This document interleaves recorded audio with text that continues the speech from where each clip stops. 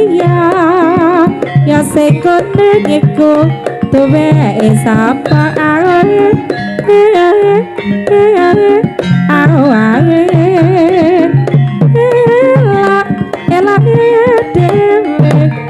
ya mas Sotoloyo laliana lali bojo saya ora bisa ngocek pakanana gedangi raja tembung bapak ora oleh karena wis katuk tresno yadya Sotoloyo weton Semarang awake loyo turun barang-barang kaya ngene rasane nangka kurang lagi yen dicampur gula kaya ngene wong baca tresno rina wangi ketok ning netra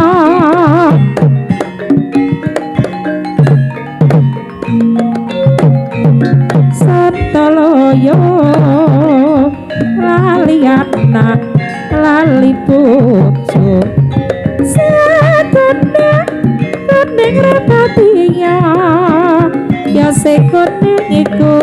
tuwe sapa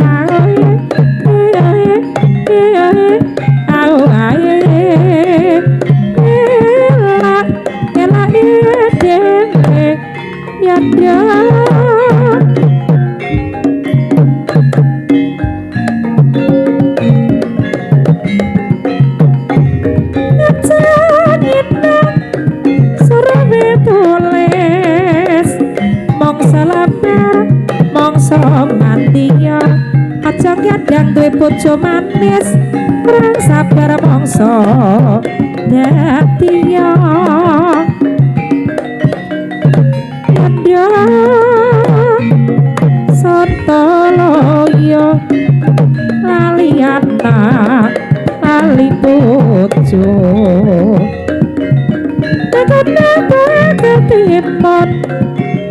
bakat di batik minggu sering aku ngalamun rata-rata yang wajahmu yadya Sotoloyo lali anak lali bojo